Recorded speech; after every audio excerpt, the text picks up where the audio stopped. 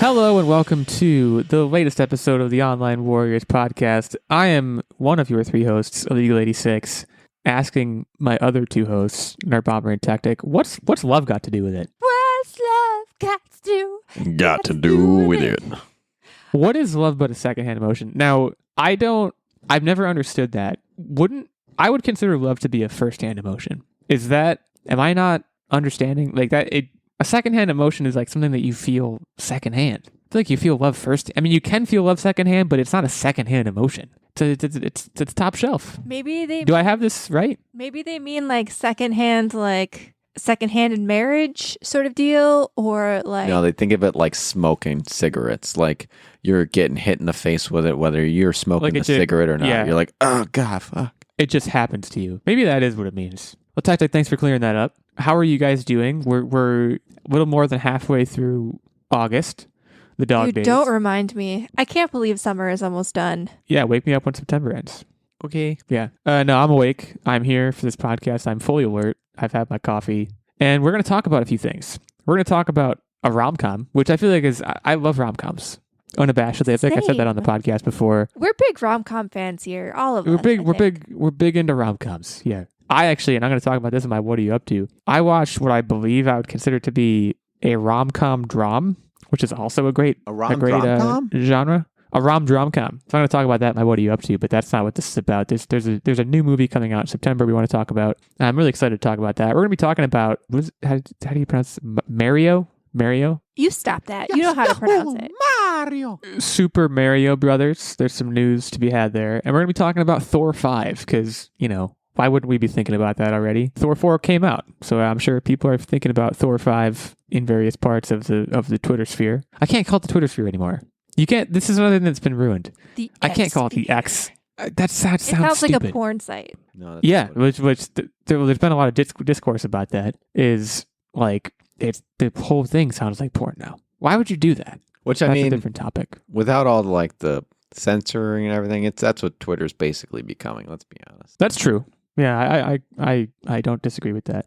Let's talk about this movie, which I don't like this title. Let me just start by saying that. My least favorite part about this trailer that I watched and this movie that I'm hearing about is the title, She Came to Me. That's not what it's called. And you made this joke before we started. And I said that's not what it's called. It was funny every time. You opted to say it again. This is a family show. I don't appreciate It's like that movie of, with Arnold Schwarzenegger where he got pregnant. Total Recall? Oh, I'm not aware of this movie. Really? Oh my goodness. No, I have no idea. Someone it's a whole movie. Hit us up in the comments or like on X. Tell me what that movie is because I have no knowledge of it. I feel like there's a lot to talk about with this movie. First of all, it is billed as a rom-com. Where's the comedy? Like I'm not saying that as a bad thing. I'm intrigued, but I didn't really laugh at any point in this trailer. It seemed, if anything, like very brooding and sad, which I also like movies like that. So again, I'm not disinterested because of that. But calling it a rom-com, I was immediately like, that's very interesting. It was very dry humor, but I did find it to be funny and entertaining through the trailer. I'm very interested in Peter Dinklage as a leading man. And like I have no real, I don't have a lot of context with Peter Dinklage. I'm one of like two people on the planet who has never watched all of Game of Thrones. I think I watched the first season and he was great in it. And then I stopped watching the show because I don't know. I guess I don't like good things. But I'm very interested in him as a leading man. I also want to talk a little bit about how pale Anne Hathaway looks. Is she okay? She is white as a sheet in like this entire trailer. Am I the only one who noticed that? She just appreciates a good sunscreen. Yeah, I didn't notice. I just want Anne Hathaway. You gotta go back and watch it again. At one point she's wearing a white dress and it just looks like her skin. It's crazy. The other major note I have is that Marissa Tomei is really hot. Can I just is this a safe space for that? I mean, I don't disagree. On Anne Hathaway? Yeah, I don't disagree. How do you poop on Anne Hathaway and then say Marissa Tomei is very hot? Like, they both are very attractive, but I wasn't poo-pooing Anne Hathaway, and I'll acknowledge her a attractiveness. little bit. You're like, she's a pale ghost. She is a pale ghost. I'm not saying she's unattractive. I'm saying, I think I am saying this. I think if I had to choose at gunpoint between the two of them, I would choose Marissa Tomei.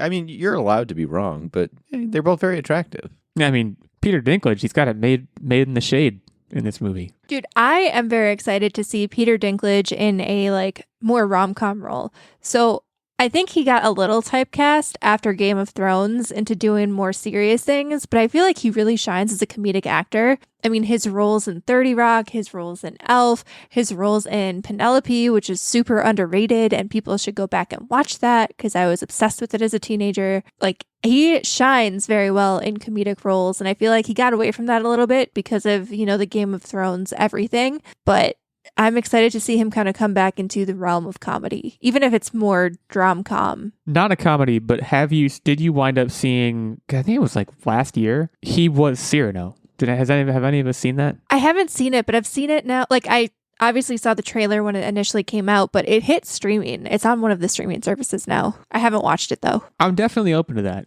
I haven't watched it myself, but yeah, I'm interested in P Dinks. Can I call him P Dinks? Is that I don't know if he would verify that nickname, but nobody's stopping you here, I guess. There is a long history of movies that are about writer's block, which is like kind of meta because you have to imagine that the person who was writing the movie probably had writer's block at one point and it served as inspiration for writing the movie about writer's block. And that kind of like spirals down to infinity. So I think that's a kind of tried and true trope, if you will. But I'm in for that also. How do you come up with this? That's kind of my other point of like, he meets a woman on a tugboat. First of all, who meets a woman on a tugboat? Like, it's very interesting. I mean, probably tugboat captains for starters. Isn't she the captain? Yeah, but like... Well, for the sake of tugboat captains, I hope that's true. This comes out September 29th. This is something that I don't know. And I will also note, this already has... I don't know how this works. This must be an indie where like it's already out in places or it's like been to festivals. It has a 65% on Rotten Tomatoes on 17 reviews. This is the critic score. The audience score, there's no score yet. So I think we've established from our past conversations, and I believe this was on air, that I don't necessarily believe the critics' reviews for things. Yeah, you don't play that. Yeah, I don't play that game. We can establish that the critic score is the equivalent of the Electoral College. It doesn't always follow the popular vote. For me, and that is an apt, I think, apt comparison. But for me, I would see any comedy at this point or rent any comedy, basically pump money into comedies because, and we talked about this when No Hard Feelings came out and Joyride, I don't think there's enough representation in the film industry right now for comedies. And I think we need big budget comedies. There's a lot of indie comedies that are, releasing all the time, almost straight to streaming, and that's great. But I like a big budget comedy. I think when we went to see No Hard Feelings, that was probably one of the most fun experiences I've had at the movie theater in a really long time. And there's just something to be said about a big budget, big screen comedy. So regardless of what the critics say about this, I am in, I think. I mean, 65, like, I wasn't bringing it up because I think 65 is bad. It's definitely not. And especially like... I mean, it's a failing grade in school, but... There are romantic comedies that I like. I don't know if Hitch even is fresh on Rotten Tomatoes. It's like one of my favorite movies ever. I think rom-coms in particular, because of the trappings of the genre of like, you have to kind of go into it accepting and expecting that it's going to be kind of ridiculous. And I think there are certain, to your point, I think there are certain critics who show up and are like, this had better be the most take itself seriously movie I've ever seen or it sucks. And yeah, I want to read, because I scrolled down to the critic reviews. Again, there's only like 17 of them. Just the first two Rotten ones I saw, both of them are very funny to me. I want to read this first one. These are just the little blurbs on Rotten. It's not a full review. It just says, the fatal flaw of the film is that it genuinely believes in the discreet charm of the bourgeoisie. I don't even know what that means.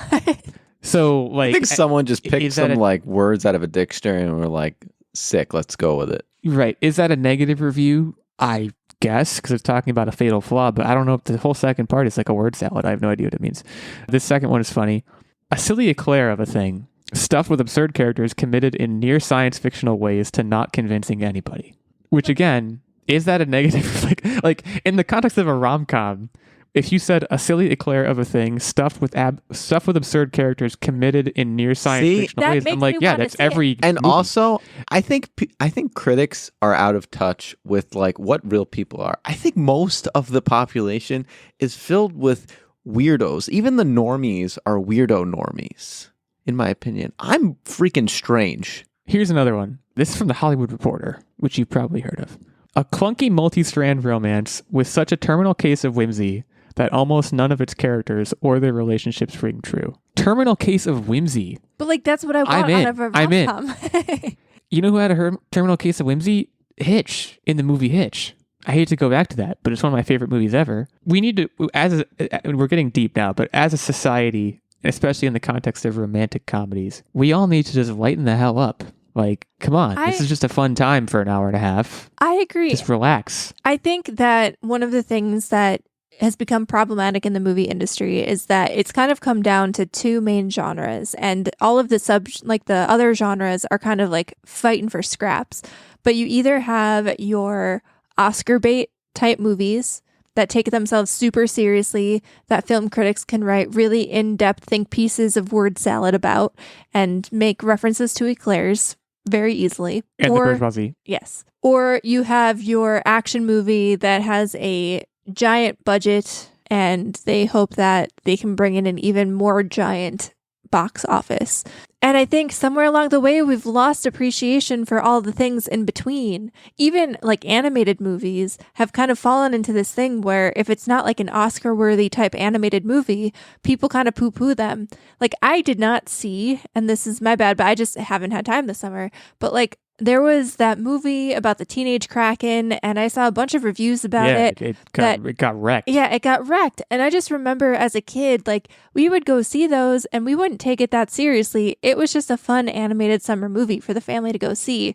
And I feel like somewhere along the way, the fun has been lost in cinema. Well, and there's something else that's very interesting that has happened. Because I think I agree there's this like polarization that's happening where you either have big budget tentpoles or you have Oscar bait, and the in-between is getting either lost in the shuffle or it just plain old doesn't exist. But within those two spheres, the big blockbuster tentpole and the Oscar bait drama, whatever, they both have the same problem, just the inverse. Like I've watched a bunch of like video essays, read a bunch of stuff about how the Marvel movies in particular are famous for this. And any big budget movie, it will do this thing where it'll start taking itself seriously, but taking yourself seriously, especially in the context of like a superhero movie, is committing a lot. So they will undercut a serious moment with a joke. If you watch any Marvel movie, anytime a character does something serious or resolves to do something, it's almost immediately undercut by a joke. It's clearly like a narrative tactic that has been, at one point, I'm sure it was useful and successful and good, but it's been beaten to death. Those movies don't take themselves seriously, and they do so to a fault. On the other side, you have the exact opposite, where you have movies like this that are billing themselves as rom-coms or comedy dramas, and they're taking themselves way too seriously. And as a result, people are taking it too seriously, and you're getting reviews like this that say they're bourgeoisie eclairs or whatever. And there is like this polarization needs to become more like it used to be, where it was a spectrum of movies that, and also the budget was a spectrum too. That's another aspect of this. Like every movie now costs either $2 million or $130 million. There's no in between. And I think that's part of the problem. But movies like this one are very interesting because I'm definitely interested in seeing this. And I think I agree that like I have to kind of parse these reviews and be like, okay, but these people are watching this being like, this had better be Oscar bait because that's what it's trying to be, because it can either be that or a big budget tentpole, and it's not a big budget tentpole. Why can't it just be this movie? Yeah, why can't it just exist? Why can't it just exist in its own right? Is a worthwhile question. We're losing a lot of art because of that, I believe. I mean, there's still movies out there who are trying to, defy those two big. I mean, I don't want to call it a Venn diagram because they really wouldn't be. They don't often intersect. But I think there's movies who are trying to like defy those two categories.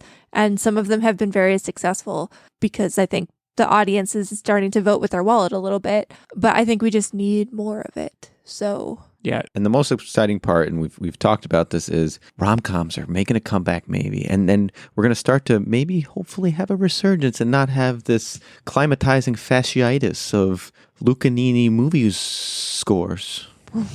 I don't know what that meant. I don't either. But I'm gonna skate past that, and I'm just gonna say that spoiler alert, in my what are you up to this week, I'm gonna talk about, for reasons I'll get into, a bunch of bougie eclairs. I watched about 5 movies, and a lot of them, some of them are newer and some of them are older. And I think I'm going to revisit this conversation because there was a movie I watched made in 2014 that I really, really liked. And I it's my second time seeing it. I had seen it before. I liked it then. I watched it now.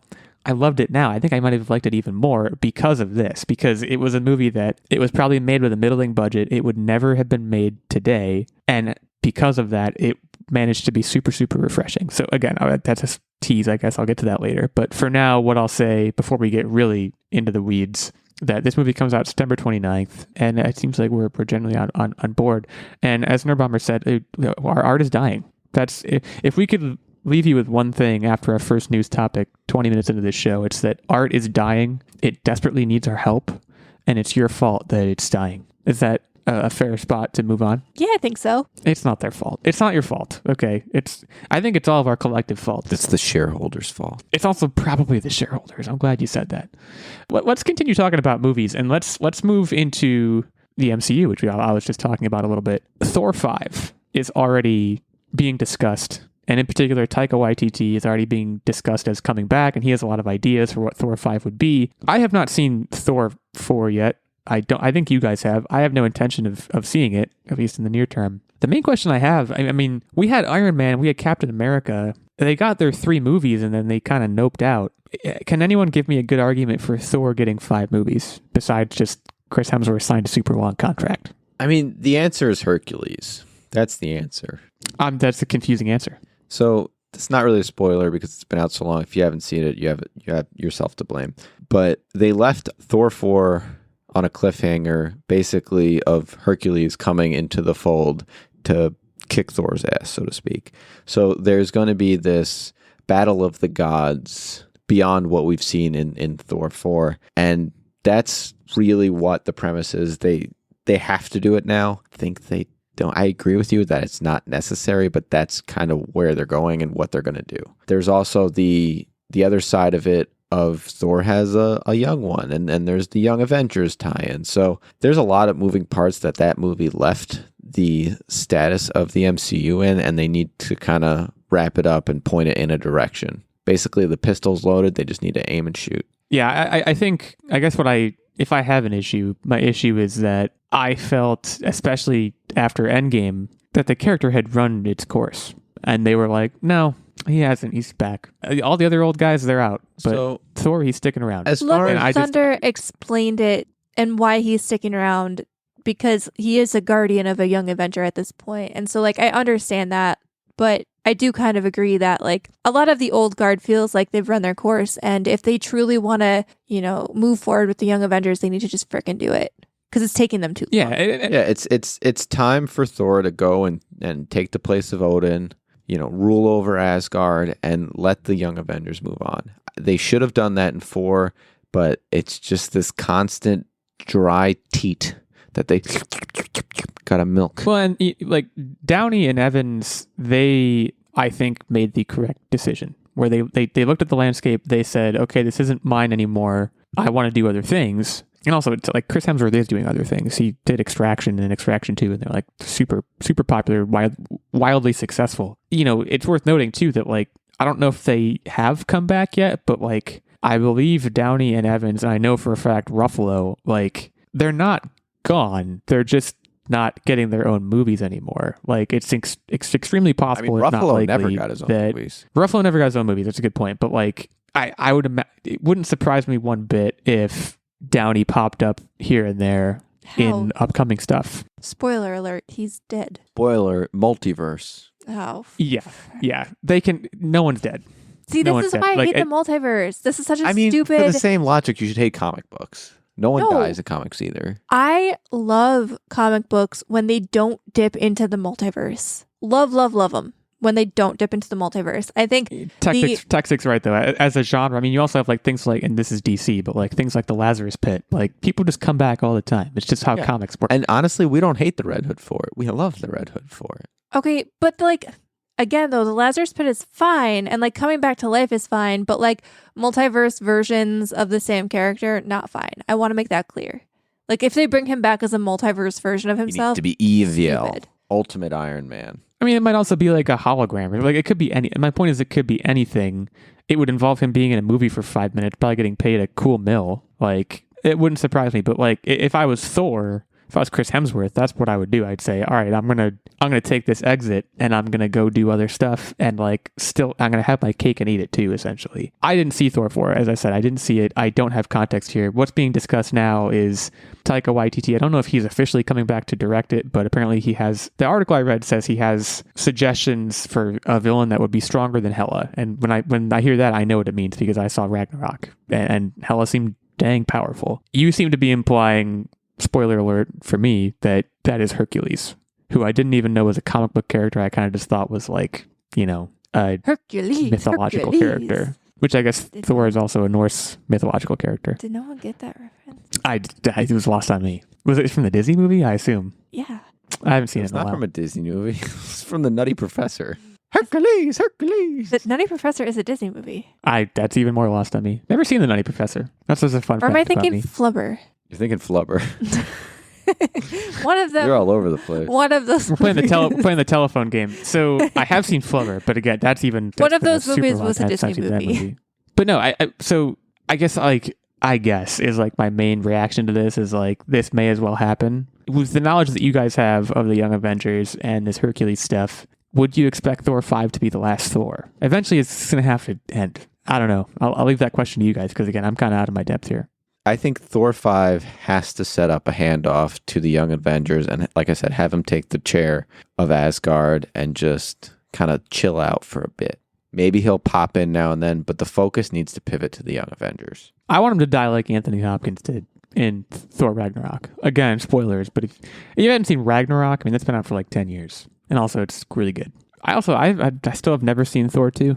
No need. At this point, That there's is no the one reason for me to Avengers watch it. movie I've actively fallen asleep during. Yeah, I just don't. There's no point. At this point, I feel like I know everything I need to know about it anyways, so why would I watch it? I don't know. Yeah, I mean, I just recently saw another. Actually, I think it was the same trailer that came out a while ago for the Marvels, and I'm still just like, I don't really care. I can't get there. We could talk about that for forever. Let's not. But no release date for Thor 5. I'm not even sure Thor 5 has been confirmed, but it sounds like it's as good as confirmed because, they apparently left a cliffhanger in the last movie and they haven't said that Thor's done. So he will be back. Let's take a short break as we often do. But before we do, let's do what we always do. Let's shout out our fantastic Patreon producer, Mr. Stephen Keller. Stephen, it's a pleasure and an honor to shout you out every week, and I will continue to do so because you are noble, you are merciful, you are kind, you are all the things a knight would be, basically. And I'll let the listeners color in whatever they want at that point. Stephen supports us at the highest of our 3 levels on our Patreon. That is the night level. As a result, he gets his producer shout out in every show. He gets monthly access to the secret segment and the vlog. He gets input into the weekly game segment, and he gets the occasional guest spot on the show. A little birdie told me that's coming up. That little birdie was Nerdbomber. So Coming up soon.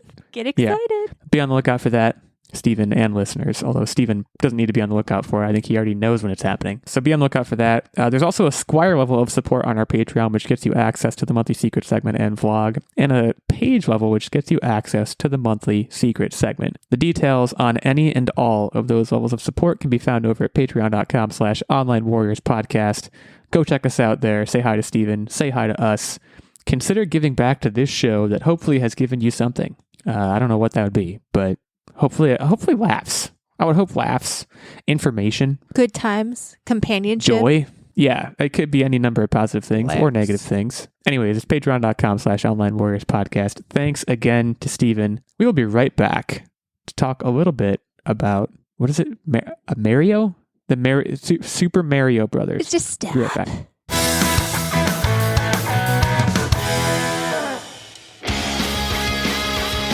Let's see, Alex. What do you think of Jaws, which is at 97% Rotten Tomatoes? I find it to be anti-shark propaganda.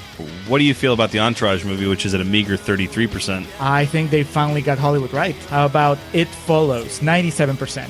Worse than your parents giving you the sex is evil talk. How do you feel about Juno, which is at 94%? That would be a movie that celebrates a teenage homewrecker. How about Bewitched at 25%? Best television adaptation ever put to film. How do you feel about American Hustle at a towering 93%? Overwrought awards bait. Righteous Kill, 19%. The movie that Michael Mann wishes he had made when he created Heat. Sounds about right. I'm Julio. I'm Alex, and we are the Contrarians. As you can tell, our thing is that we rage against the Rotten Tomatoes machine. Regardless of what we really feel. Find us on Apple Podcasts, SoundCloud, Stitcher, TuneIn. Facebook, Twitter, we're everywhere.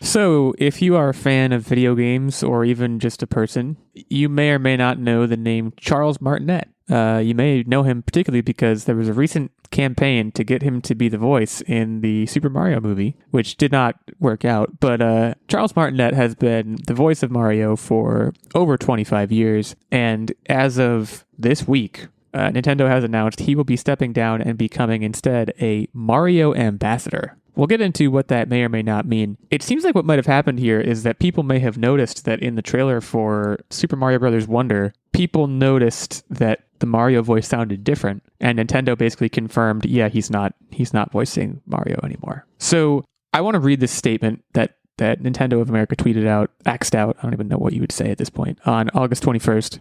I'm just going to read this real quick. Charles Martinet has been the original voice of Mario in Nintendo games for a long time, as far back as Super Mario 64. Charles is now moving into the brand new role of Mario Ambassador. With this transition, he will be stepping back from recording character voices for our games, but he'll continue to travel the world sharing the joy of Mario and interacting with you all. It has been an honor working with Charles to help bring Mario to life for so many years, and we want to thank and celebrate him. Please keep an eye out for a special video message from Shigeru Miyamoto and Charles himself, which we will post at a future date. So, a couple things. First of all, reading that he has been around since Super Mario 64. Yes, that is a long time ago. It's kind of jarring to me to think about the existence of Mario for 10, 20 years before that with him having no voice, which I just don't really think of it that way. Also, I am immediately inclined to figure out why this has happened because these sorts of things I don't think happen for no reason. So I mean, it might be something like he just wants to retire because he's getting older. Is it just that he's getting old? I am of the anxious and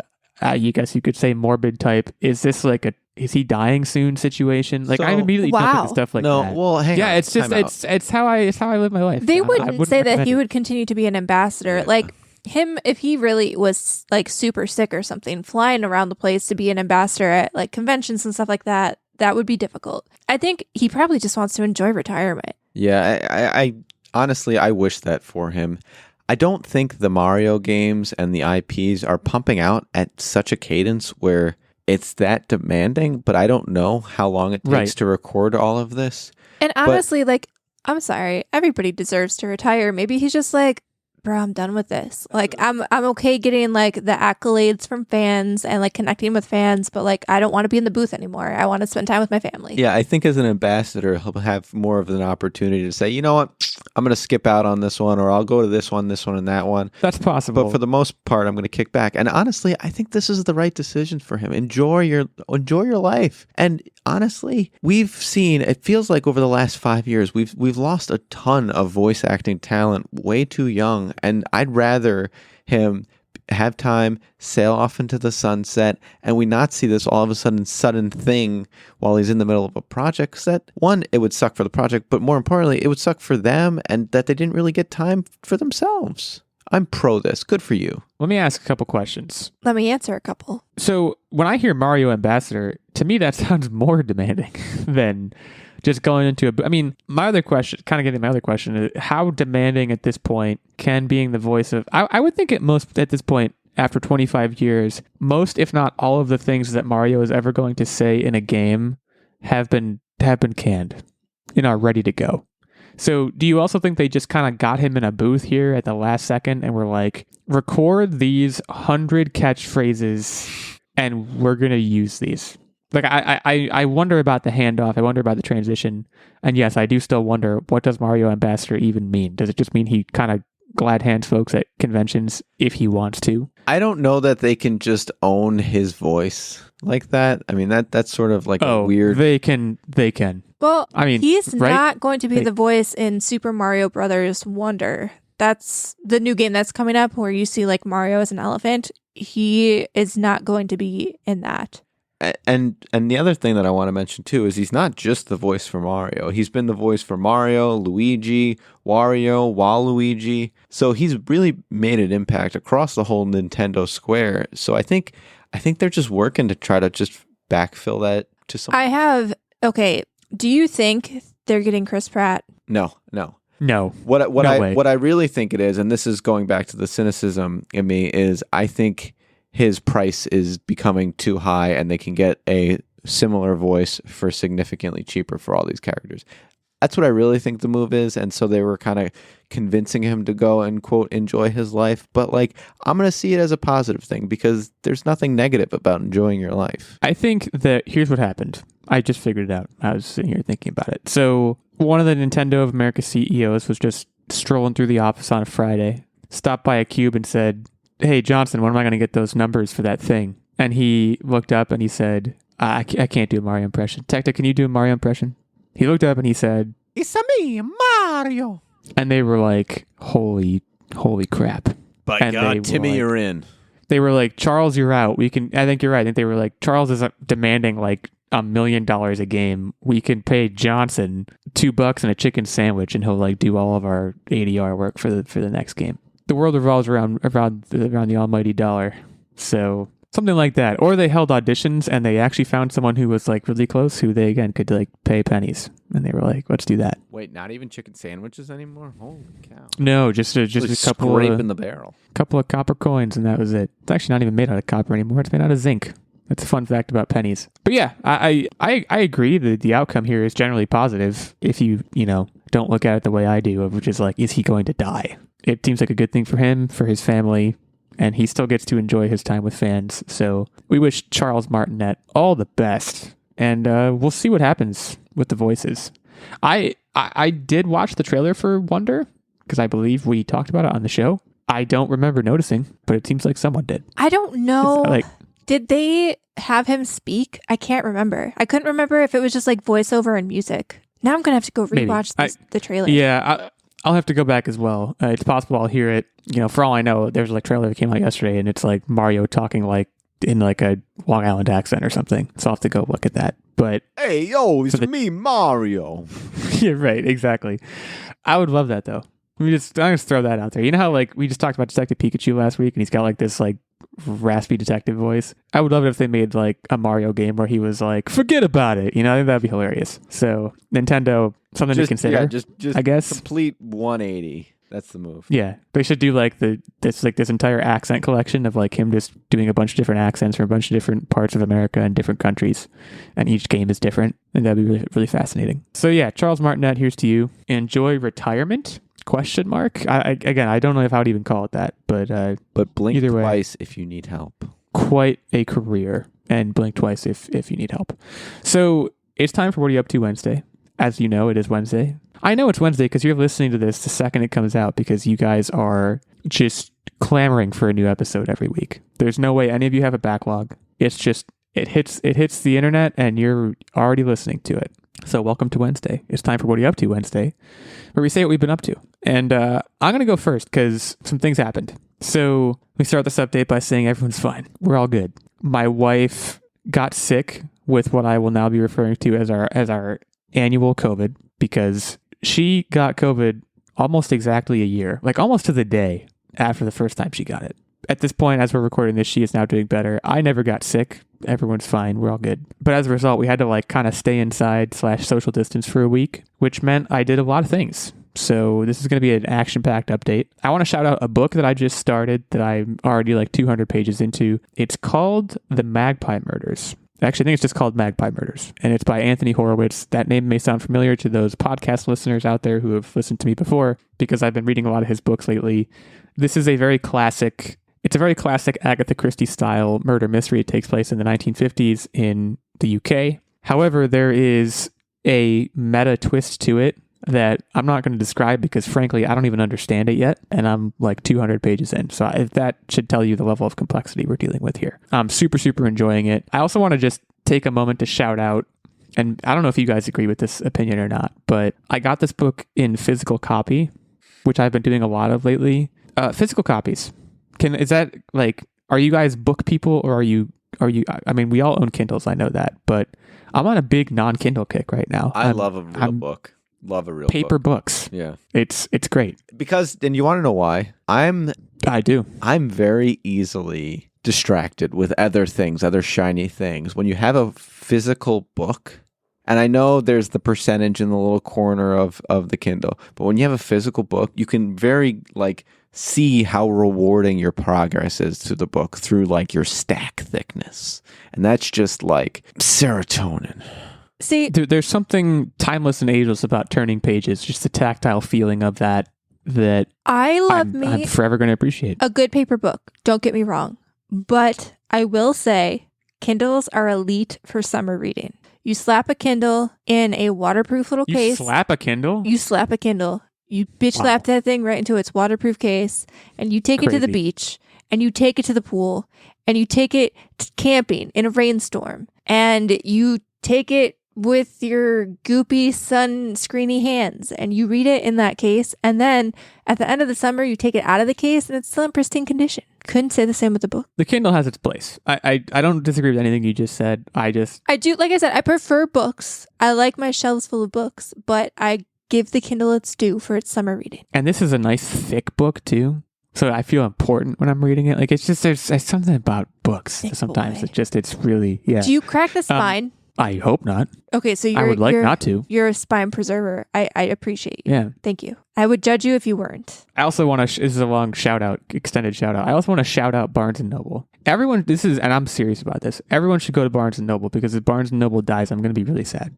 And I did contactless pickup for this book, so I wasn't endangering anybody, but I was still supporting their business because, come on. Don't let Amazon muscle out Barnes & Noble. Again, I don't know if you guys agree with this opinion, but I love just going into a Barnes & Noble and walking around. It's a great walk-around place. Can I give you a suggestion, and not to keep interjecting on your thing, but if you ever go there with a person, like your wife, say, one of the fun things to do, and Techtic and I have actually done this, you go into a Barnes & Noble and you go through the racks and you each pick a book that you think the other person would like, and you buy it for them. And sometimes it doesn't work out, but I think sometimes it does. And it's very cool. Oh, that is fun. That is fun. I'll remember that. That's a good tip. It's a good date night thing. Cheap date night. And then you get some coffee and you sit down and you peruse the books that you picked out for each other. You have to read a whole book in a night. Good date night. No, but so the other thing, I did that, and reading is obviously a good thing to do when you're stuck inside. The other thing I did was watch a bunch of movies, and I'm going to run through a bunch that I watched and not say much about them, and then I'm going to highlight one, maybe two. And I know my update's taking forever, but you got to bear with me here. Watch Megan. Interesting. Horror comedy. Not the best movie I've ever seen. Definitely entertaining. You could do much worse. Also, I think it's free on Amazon Prime right now. We didn't pay any money for it. Watched Sound of Metal. Finally. I've been wanting to watch this movie. It came out in 2018. I think Riz Ahmed was nominated for an Oscar, or he should have been, because he was incredible. Don't know if you guys have watched this movie. Mm-hmm. Very heavy. Very good. Not an upper. And I watched it on a Friday night. Wouldn't recommend doing that. Is that Sound of Metal? Is that the drum one? Yeah, he's the drummer, and he basically goes deaf, basically. Okay, that's what I thought. It's not a spoiler, it's how the movie starts, and it kind of just goes downhill from there. The one I really want to highlight, I watched also Murder Mystery, which was fun. I don't really have a whole lot of opinions on that. It's fun. Just, a good we've time. seen that. It's a good time. Probably will watch the second one. It's the most carefree movie experience you could possibly have. So, just go do that if you're looking to do that. And then the one I want to highlight, this is the movie I mentioned before. It came out in 2014 originally. It's currently on Netflix. If you're in America, I know Netflix has different things in different countries. It's a movie called This Is Where I Leave You. This is a movie about, so it's this family and the dad dies, and they have to sit Shiva, which you've probably heard that term before. But if you're like me and you're sheltered and not Jewish, you don't know what it means. It's a funeral that lasts for a week. And during that week, things happen to the characters. I would consider it a rom-com drama. Also headlined by leading man Jason Bateman, which I see as it's a selling point of the movie because I like him a lot. Tina Fey is in this movie. The girl who plays Agatha Harkness, I can't think of her name. Catherine Hahn. Timothy Oliphant, Adam Driver, Ben Schwartz. The list goes on. A lot of famous people, and I think a lot of people who were like Adam Driver in particular, he wasn't super famous yet, but he was getting famous at this point. So you're catching him at a very interesting time in his career. It's very funny. It's very emotional. It's very It's a great movie. You could do so much worse. It's like an hour and 40 minutes. It's not a long movie. What a ringing And endorsement. again- You could do so much worse. If you, well, this is, again, to go back to what we were talking about before, if you go into this movie with the right mindset, like, it's going to pull on heartstrings. There's an emotionally manipulative quality to a lot of it. There's a saccharine quality to a lot of it. But if you accept that and take it for what it is, I think it's very well executed. This is also a movie that I believe is below 50 on Rotten Tomatoes, full disclosure. So Are there for the people any- who are anti-critic score, this is, Are there any bougie this is a ticket Claires? for you. No. There is, let's see, what can I say about this movie? Oh, you see Dak Shepard's butt. Is that a Okay. good, Okay. yeah. So, I mean, You see his butt in a lot of things, if I'm being honest. well, yeah, in this one, though, you really do. Full on He's put it buttage. that way. And it's like and it's kind of spoiling out. It's like in minute 3 of the movie, so it really sets the tone. It's great. I would recommend it. That's the one. Again, of all the movies I've seen, I wanted to talk the most about that one because I think it's a hidden gem that people should watch. And let me know when you watch it. Hit me up on X at OW86, at OW Techtic, at OW Nerdbomber, our main show account at Online Warriors 1. What's the best hidden gem on streaming services? I will turn it over now after that 10-minute update to Techtic. Take us away. All right, so I want to open my What Are You Up To Wednesday with a sincere apology to our listeners. I have gone on rant after rant after rant about how Metroid Fusion was the best Metroid game in the franchise, and me making this claim is Are you eating crow right now? no, is really not fair because I hadn't played every single Metroid game ever made ever. And that statement was also with respect to exclusively side scrollers. So to make it right, I purchased and started playing Metroid Samus Returns for the 3DS. So far, my statement of Metroid Fusion is one of the best Metroid games still rings true. What I've experienced so far in this game is they have some neat mechanics. The graphics are awesome for the side scroller again. They have some neat mechanics that kind of center around parrying every time the small little monsters in that see you. There's like a parry chance for you to punch them and then shoot them dead. That's kind of an interesting mechanic. I don't hate that. It makes it so that you basically have to kind of be on your toes all the time because they can charge at you. Whereas in, Fusion, they're just following back and forth on a path and occasionally they'll hop towards you. It's nothing that's very shaking it up and helping you to kind of be reactive. So this is a very cool mechanic that they added. Kind of reminds me of the QuickTime events that was done in Metroid Dread that I actually really enjoyed. Well, I was going to say, doesn't Dread also have just a basic mechanic that's similar to that, or am I misremembering? I thought there was a basic, push someone away, then shoot them if you do a button combo at the correct time. I could be thinking of a different game, though. I distinctly remember the QuickTime events. There might have been that as well, but it definitely wasn't in Fusion, and that's kind of where my comparison is. So I really like that mechanic. I haven't been exposed to boss fights yet for me to really pivot to saying Metroid Fusion isn't the greatest one in the franchise. But so far, I've just kind of been at these small boss things that seem like boss fights, but they're all kind of the same and very boring. I'm hoping that, because I don't want to Google things, I'm hoping that the boss fights get better, and then I might actually be at an opportunity to maybe change my mind. But so far, it rings true. I'm working through it, and I will let you guys know if my stance changes. That's the main thing I really wanted to talk about. So with that, I'll kick it over to Nerdbomber. All right. So I have been playing Detective Pikachu on the DS, and I know Detective Pikachu Returns was announced, so we talked about that. Was that last week? Maybe the week before. But Techtic is a great guy, and he bought me the Detective Pikachu game because I'd mentioned that I'd never played it. So he bought it for 3DS. He is really great. Right? Can we Techtic, you're pretty good. Give him a round of applause. But yeah, I was buying one game, might as well buy two. so I started playing that, and I am one chapter in, and it's very neat. It's kind of like a point and click detective story, which I guess is, what you should expect from this game. And it's just kind of neat. You go around, there's a mystery to solve, you talk to people, you have to put the pieces together. And in the very beginning stages, they're obviously walking you through easier cases to solve because, they're trying to get your feet wet, get you introduced to the game mechanics and how to solve cases. But I'm really looking forward to, seeing how the game unfolds. I think for, being on the 3DS, the graphics are really impressive and it's fully voice acted. Like, obviously not when you're just talking to rando characters, but there are like full cinematic cutscenes on the 3DS with fully voiced Detective Pikachu and fully voiced characters, and it's pretty great. Even like the other Pokemon, because you can only understand Detective Pikachu, but even the other Pokemon, like they have their Pokemon noises fully voiced in the game. It's not just like the creature noise that you would hear on like the Game Boy. It actually, like a Burmy will be like, Burmy, Burm. And it's just very neat so far. Very high quality. It feels very high budget. And I'm not taking away anything else from like other 3DS games that don't have that kind of budget and voice acting and whatnot. But I think what they're able to do on, the 3DS platform is pretty impressive so far.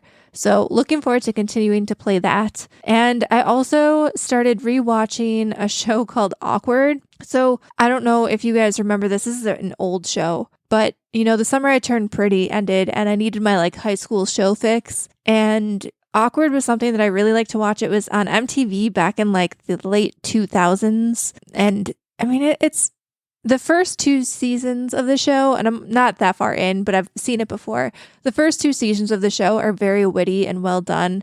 Obviously, it's got all of the drama and trappings of, high school students and their relationships.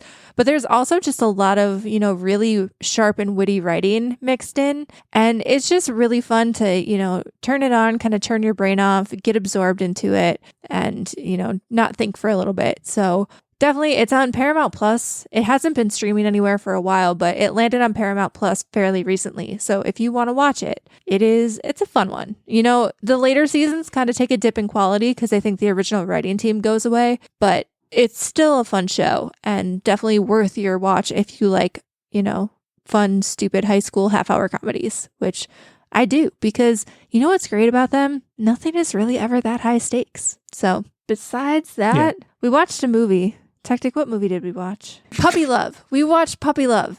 This is the other movie. So it's a new movie on Freevee. It's a rom-com. We've been talking about rom-coms all day. I can't not mention this one. So this has Lucy Hale and Grant Gustin. Grant Gustin is known from The Flash. And essentially he's kind of like a clean freak who's kind of freaked out in a post-COVID world, like going back outside and has a lot of anxieties.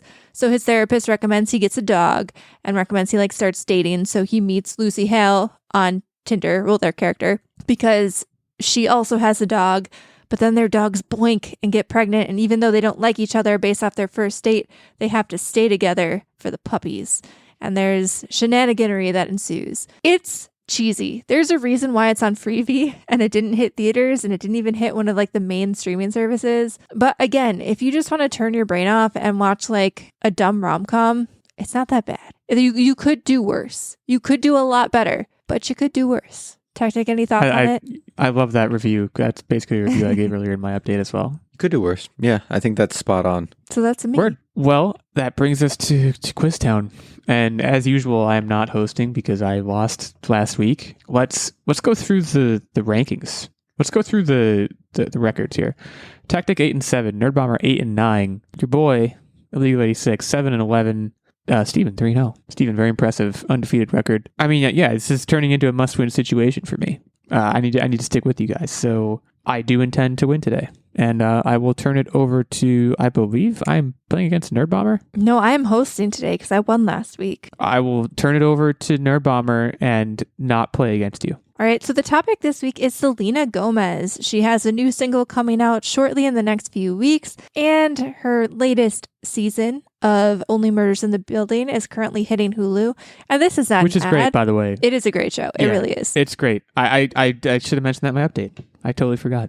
It's great. But this trivia is all about her. And as usual, we have a head-to-head trivia here. It's Price is Right style, so whoever can get numerically closer to the correct answer without going over will get a point. And it's best of 5. So, our first question. When did she land her breakout role in Wizards of Waverly Place? She was also a child actor, but this was the first time she what gained... year or how old? What year? This was the first time she gained household recognition because of Disney. I assume Technic's going first because he has the better record. Yes. 2002. That's way too early. I'm going to go conservative and just say 2007. You are correct. Wizards of Waverly Place released in 2007. So Illeagle gets the boy, that was close. first point. You're right on the money there. That's what I'm talking about. So in addition to acting, Selena Gomez has a very illustrious musical career. As I mentioned, she has a single coming out, but one of my personal favorite songs that I used to bop to back in the day was Love You Like a Love Song. Yeah, How I many love this song. weeks did that spend on the Billboard Hot 100? Look, this was a banger. It is a love banger. you like a love song, baby. But I don't think it was that long. 5 weeks.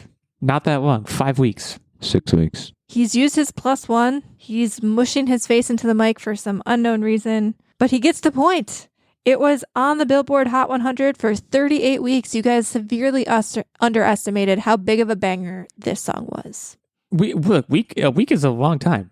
I wasn't trying to underestimate her. I just said this is the time to use it. It was the appropriate circumstance. I'll give you that. Okay, tied up. So Selena Gomez is obviously a very popular public figure, and she became the first person to hit 100 million followers on Instagram. How many followers does she currently have on Instagram as of August 21st, gosh. 2023? It's a lot. It's way more than 100 million. That's like a red herring. It's so much. It's 302 million. And Techtic? Yeah. It's a really good guess. That's kind of like right in the middle. I felt like 500 was too high, 100 was too low. I feel like this is you're fool. I feel like you're fooling. It's 100 million still. She just like plateaued. Nah. Illeagle gets this one. 427 million followers on Instagram. That's what I'm talking about. And because you guys went out of order, for the second question, Illeagle went first, and then he did so in the third question. Techtic, you're going to have to go first for the next two. Wow, man, that was crazy. I just went for it. I didn't even think about You it. were so excited. Yeah, you did this last time. time and it ruined the game for me as well. All right. Yeah, okay, fair enough. I think it's his tactic. He tries to sneak in there so he gets advantage No, it was on when the he bottom was two. versing you. I had to like. Oh, well. Yeah. How old was Selena Gomez when she signed a recording contract with Hollywood Records? Like I would have guessed the 300 million. Okay, well, you don't get I'm to not guess over 300 it. now because she's not 300 years old. I'm not. Over I legitimately do not think that it gives you any. If you go first on the last two, I don't think it gives you any competitive. He already edge. did. You use your to- +1? I think. He uses +1 already. Yeah, he uses +1 on the second Yeah, question. but I would have So, said the 300. I'm mad about it, but we'll move on. Can You seem repeat the question? upset. How old was Selena Gomez when she signed a recording contract with Hollywood Records? How old was she? Give me your best guess. He's whipping out his phone. Please do not cheat and look this up. I will have to punch you in the face as the official quiz moderator. 12. I'm gonna extend an olive branch, and in deference to your being so upset about me messing the order up. I'm not gonna use my +1. It's not even gonna Because use you it. could use it on the next one. No, I won't. I won't use it on the next one either. No. You have my word. Game respects game. You got to use it when you want to use it. Use it when you want to use it. 15. She signed that contract at 16, so Illeagle gets this point. And he currently has 3 points, and Techtic cannot win it. This was like to rub my face in the poo. This was like, And I'm does still it, gonna not use does it matter? All right, so for the final question, how many Guinness World Records has Selena Gomez held? 27. No, it's less than that. That's a huge amount. 8. Oh my gosh, he almost swept him. She's held 9 Guinness World Records. He's on fire. Illeagle wins this one. He is the biggest Selena Gomez fan in this Number world.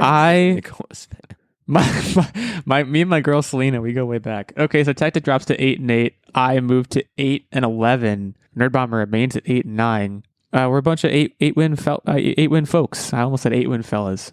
Let's go with 8 win folks. So yeah, next week we will quiz again, and we will talk at you about more things, and hopefully you will enjoy it, and hopefully you've enjoyed this one. You can head over to Apple Podcasts, leave us a review if you prefer, and even if you don't, maybe if you prefer, maybe you still should. I don't know. We'll talk at you next week, but in the meantime, stay safe and keep on podcasting.